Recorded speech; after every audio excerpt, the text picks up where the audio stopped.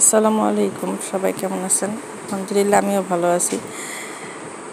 তো আজকে আমাদের বরিশালে অনেক রোদ, অনেক গরমের পর আজকে একটু মেঘলা হয়েছে, আকাশ একটু না ভালোই মেঘলা হয়েছে, খুব সুন্দর। আর বাতাস, প্রচণ্ড পরিমাণ বাতাস ছাড়ছে।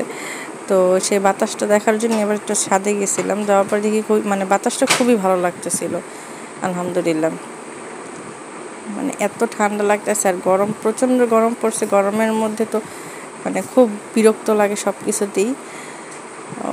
আর বাতাসটা এতই ঠান্ডা ছিল, চারিদিকে ঘুরে দেখতে খুব ভালো লাগতেছিল। তো সামনে যখন আগাই তখন দেখি দূরে মাঠের মধ্যে একটা ছেলে ছাগল চড়াচ্ছিল। তো ছাগলগুলা বাতাসে মনে হয় ওদের আনন্দ সীমাহারা হয়ে গেছে, এত আনন্দ করতেছে।